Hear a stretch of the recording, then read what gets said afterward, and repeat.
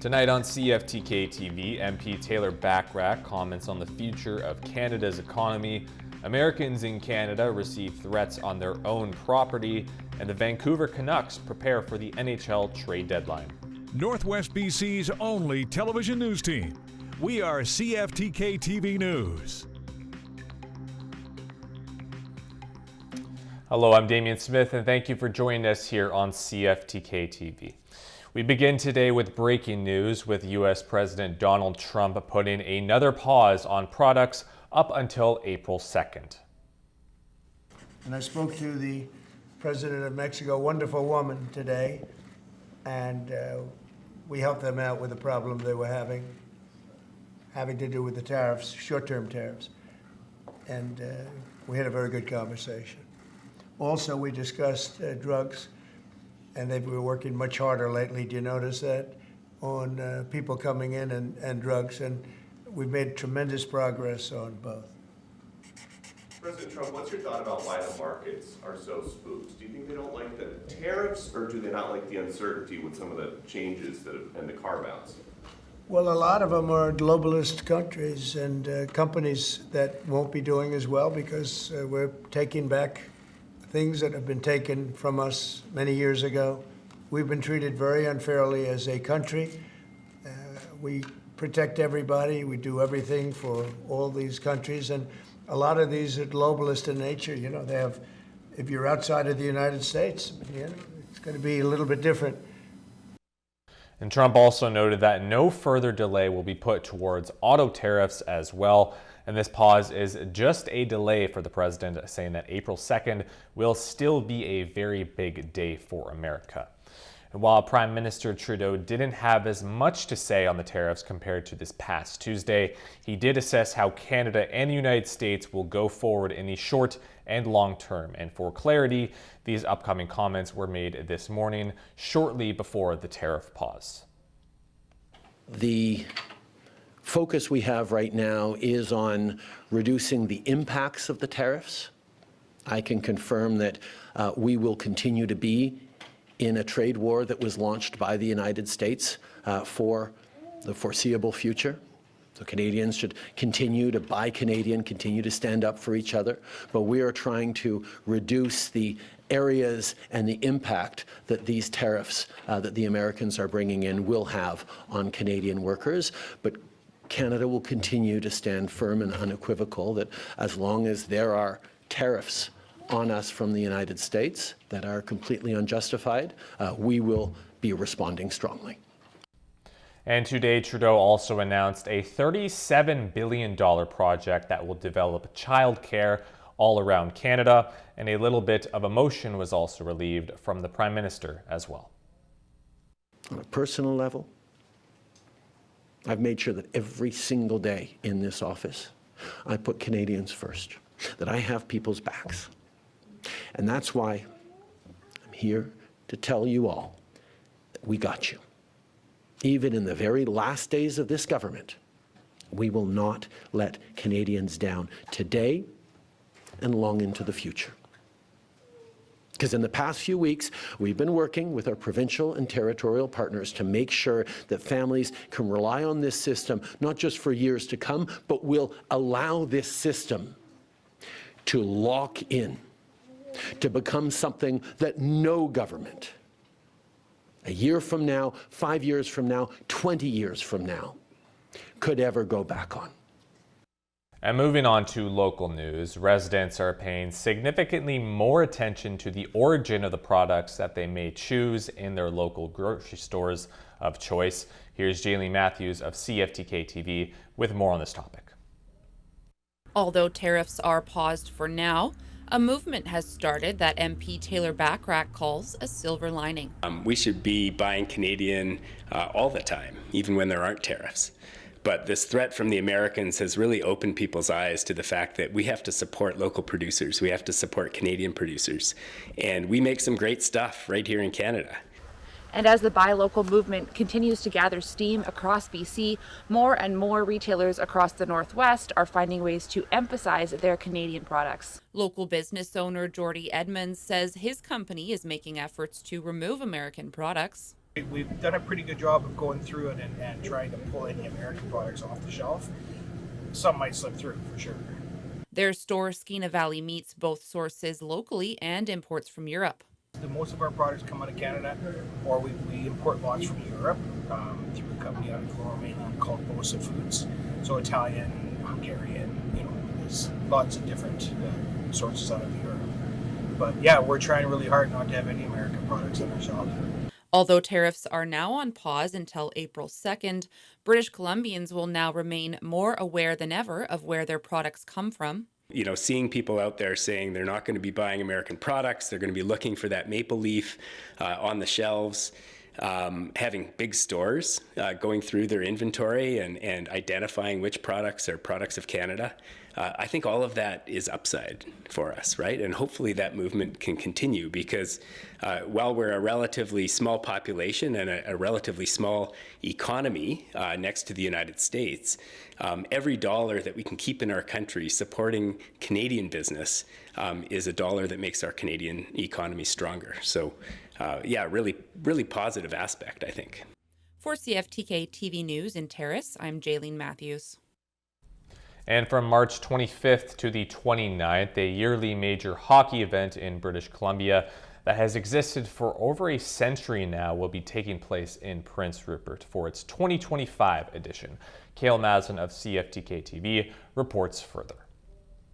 Later this month, the annual tournament to crown BC Hockey's senior male AA champion is set to be held in Northwest BC towards the end of this month.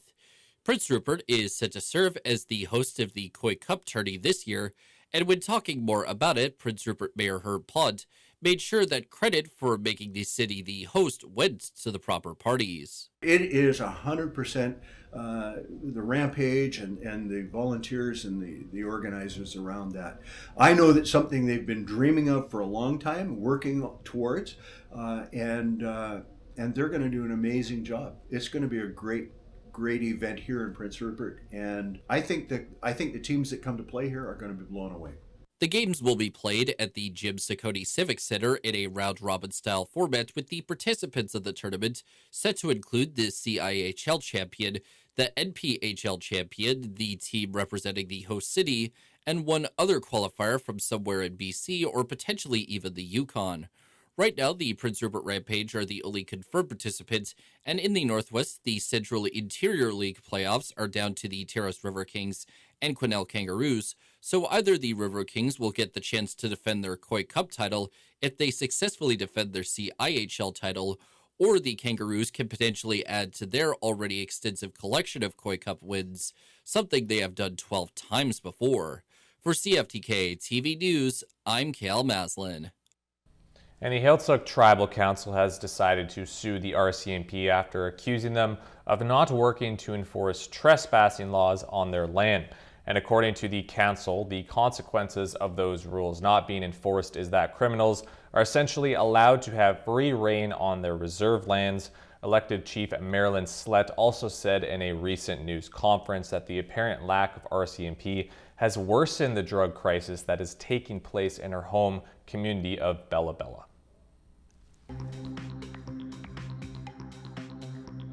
Coming up next, how the cruise industry will operate out of the Vancouver Port Authority. Welcome back to CFTK-TV. Well, the cruise ship industry is treating their relationship with the United States as, quote, business as usual for now, and Isabella Zavarisi headed down to the Vancouver port to check in on customers. On a trip with their family, just off the ship, two teenagers, both from Florida, both excited to sample all things Canada. My family's going to spend the night here. We're going to go to the hockey game tonight. Tim Hortons. Okay, I think you need to try the ice cap when you go. Okay. And the Timbits? Yeah, I'll try that too.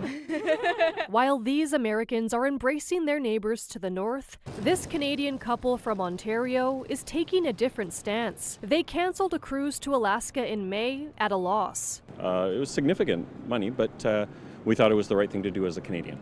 U.S. tariffs, and a declining Canadian dollar, the Vancouver-Fraser Port Authority says it's business as usual amidst a trade war. The feedback that we're receiving from our cruise line partners, as well as just industry in general, is that there has been no significant impact, positive or negative, on cruise bookings for 2025, as most of these bookings were made last year. That's not how this travel agency sees it. A lot of our experts are getting cancellations for cruises. Right now, it's cruise expedition season opens, and Canadians are now canceling their Alaska cruises. So I'm really not sure what's going to happen. This is such a fluid situation. We've never seen anything like this. Despite that uncertainty, cruise ship season hopes to welcome 1.2 million passengers and is expected to inject over $1 billion into the local economy. I got here at 20 to 9.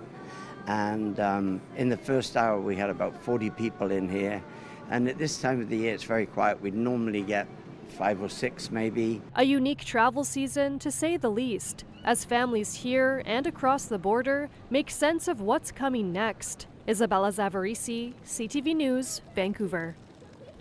And now we turn to the local weather forecast for tonight and for the week ahead. Tonight on the north coast, it should have a total of 10 to 15 millimeters with winds from the southeast at around 30 kilometers per hour, increasing to 70 at points over the coastal sections. The temperature should be steady at around 5 degrees. This week, the temperatures should also stay level with a couple more days along with a sunny day on Sunday, followed by precipitation starting next week. There's a chance of snow on Monday evening as well. The high will be 7 degrees on Tuesday and the low will be 0 degrees on Monday night. For tonight in Terrace and Kitimat, it should be cloudy with rain beginning sometime in the evening. Winds should be coming from the south at 20 kilometers per hour and it should be a low of +2. And in Terrace and Kitimat, it should be around the same pattern with rain and showers for the next couple of days. A sunny day on Sunday and then a chance of flurries or rain starting next week. The high will be 7 degrees on Saturday and Sunday, while the low will be -2 on Sunday evening.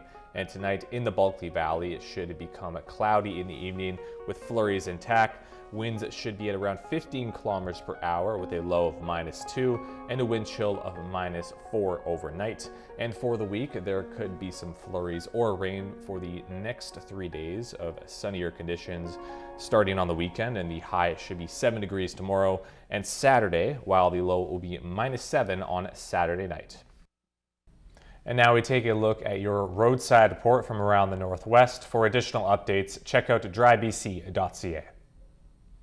Highway 16, there is utility work just east of Prince Rupert, fog patches from Skeena to Doreen, and utility work in Daco. Highway 37 has fog patches from Terrace to Kitimat, bridge maintenance in Miziet and Junction, slippery sections from Bell 2 to 40 Mile Flats, and compact snow from 40 Mile Flats to the Yukon border. Highway 37A has bridge maintenance, the Nishka Highway has fog patches, and Telegraph Creek Road has compact snow. And these are what the cameras are looking like from around the Northwest.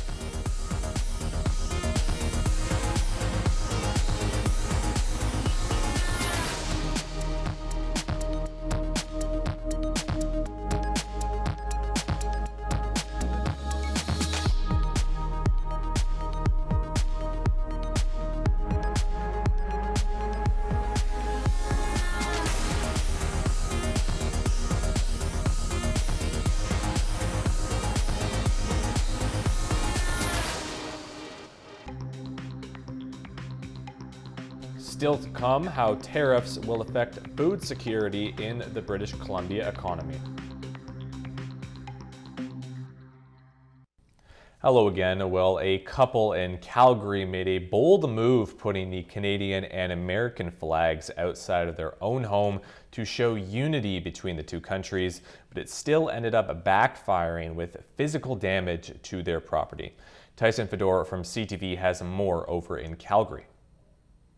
It's been a long sign of Canadian and American friendship, each country's flag flying side by side. But animosity is growing on this side of the border amid a trade war. I find I'm very patriotic, and I find that flag holds value, both of them. The Farinellis in High River awoke to U.S. tariffs Tuesday morning in a smashed front window, broken side mirrors to both their vehicles, and the driver's side door handle ripped off of Christine's car. Garrett is American. The pair met in Mexico and married before settling in Christine's hometown. A couple weeks ago, I had a guy pull over and scream some really nasty things at me when I was brushing snow off my car. So from that point on, I kind of said to Garrett I was really worried about the flags and everything being up. And then after this happening, pretty upset. I loved this town, and I'm really disappointed. The couple believes the Stars and Stripes made them a target of Canadian anger at President Donald Trump. I understand the tension and the drama, but we've been here for 4 years. Yep. Flew the flag for 2 years. And now RCMP say the case is one of mischief. Mounties are seeking a person of interest who was seen nearby, a man with a black sweater and gray sweatpants. We're alive to the fact that there's certainly some tension when it comes to U.S.-Canadian relations. We aren't able to speculate at this time what the motivation is, not having been able to locate or speak to a suspect. We have to prove the motivation, that it was motivated by hate or bias. RCMP say no other incidents similar to this have occurred. In Calgary, graffiti on Centre Street Bridge declared there is no enemy like a friend betrayed. Meantime, one travel agent says she's seen a dip of 25% in business in the last year, with fewer people seeking out American hotspots. Nobody wants to go to the States. There are a few people with maybe unlimited resources that it doesn't really bother, but I believe that it's not even just because of the dollars, as people do not want to support. While this group of friends from Toronto are off to Las Vegas, and maybe for the last time. Some we had booked before, so we're going through with it, but probably our last U.S. trip for a while. Tyson Fedor, CTV News, Calgary. And while BC can be a reliable province for crop growing due to the more temperate climate, those in the food industry wonder how the province will move forward about its selection on importing products from different countries. Brendan Strain from CTV has more from Vancouver Island. Last year, Fed Urban Agriculture Society grew more than 3,400 kilograms of produce on this half-acre plot of land in Vic West. We supply food to local restaurants. We have about 15 restaurant partners. Roughly 90% of this produce is sold in order to cover the urban farm's overhead. 10% is donated to other nonprofits for its food programs. The United States launched a trade war against Canada. From the farm to a trade war. The local grower says tariffs now being traded between Canada and the U.S. will impact their business and nonprofit food security work. I'm concerned about the need. The need is already huge. Fed expects to see a rise in demand for these vegetables as Buy Canada efforts ramp up. We've seen an increase of over 80% in the number of people accessing food banks in the past 5 years across the province. Food Banks BC says it is seeing a 15% increase in visits and client registrations to food banks in this province year over year. The executive director fears those food banks could hit their breaking point under the tariffs. It's an unsustainable situation, and that's what we're faced with here. On Vancouver Island, almost every week there's a new restaurant that closes down because the impact that we're still feeling from COVID. Those eateries took on debt to sustain themselves during the pandemic, and inflation never seemed to stop. A lot of restaurants already shifted to us, saying, look, for the quality, for the lifespan it has in our fridge. With many restaurants already operating on low profit margins, Fed expects to see more looking to purchase their produce in order to avoid buying U.S. products. And keeping those dollars circulating in our economy. We're bringing back our flagship charitable program, which is the MyFed Farm program. Delivering these containers to households and nonprofits, allowing them to grow their own fresh produce. It really feels like it's at a really needed time. When those tariffs begin to take hold, budgets are sure to be stretched. And with the push to buy local, this urban farm is hoping to be able to keep up with the growing demand coming its way. Brendan Strain, CTV News, Victoria. And now we take a look at the stock market, where we have a relative increase in the Canadian dollar today. The Canadian dollar is up 0.3 of a penny. The price of gold is up 60 cents. Oil is up 5 cents. Natural gas is down 15 cents. And aluminum is up $18.50. In Toronto, the TSX is down 286.78. The Venture Index is down 2.51. In New York, the Dow Jones is down 427 and NASDAQ is down 483. Still ahead, how France is pushing for additional aid to help put an end to the Russia and Ukraine war. Welcome back to our final segment. Well, with the NHL trade deadline being tomorrow, the Vancouver Canucks will have to make a very hard-earned decision with forward Brock Boeser, who has been with the organization for 10 years now. And Ben Nesbitt from CTV talks a little bit about what Boeser means to the team. Goes round the net, puts one in front, Boeser scores! Brock Boeser has played every game of his 9-year NHL career as a member of the Vancouver Canucks. But with no signs a contract extension will be reached before Friday's trade deadline, the question looms. Will Wednesday be his final game with the club? Yeah, I'm trying not to really think about that. I honestly have no idea what's going to happen. And, I'm still here, I'm still on the Canucks, and that's my main worry right now. While Boeser's production has dropped off following a career year last season, he remains one of the team's top offensive weapons and a pillar of the organization. I've really come to have a great relationship with Brock. He's shared a lot of personal stuff, and so I got an affection for him. The front office must now decide if it's willing to risk keeping him around for a playoff push, only to see him potentially walk away for nothing as a free agent this summer. The team still got a shot at the playoffs, but with several other teams nipping at their heels and some key players still struggling with injuries, Tocchet is calling on other players to step up. We're in the race. There's some teams that are out of the race. We're in the race, so I'm not sure why we should be hanging our heads. And there are guys on this team, I told them, they haven't had the year that they want, but they got 22 games to correct it. 22 games to rewrite the script of a season plagued by injuries, drama, and uncertainty. Ben Nesbitt, CTV News, Vancouver.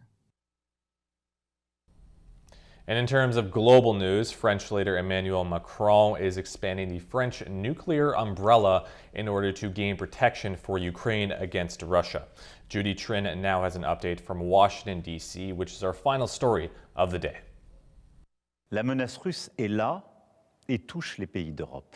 In a nationally televised address, President Emmanuel Macron warned that it would be a folly for Europe not to recognize the growing Russian threat and that future U.S. military support was not guaranteed.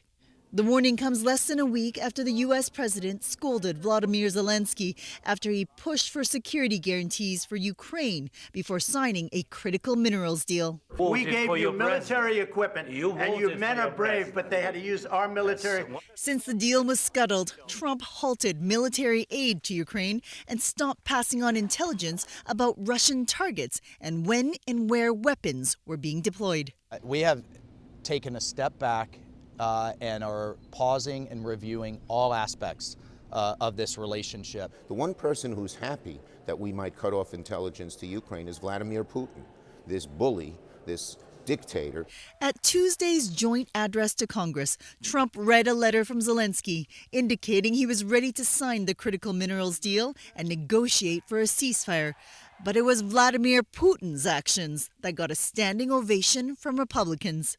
Simultaneously, we've had serious discussions with Russia and have received strong signals that they are ready for peace. Wouldn't that be beautiful? Wouldn't that be beautiful? In the context of such overtures to Moscow, Macron will try to convince other European leaders to increase their arms production. France may also be open to extending its nuclear umbrella over other nations. Trump's CIA director says the sharing of intelligence with Ukraine could resume soon, after Zelensky said he regretted what happened at the White House. And that will be all for the cast tonight. Thank you very much for watching and have a lovely evening.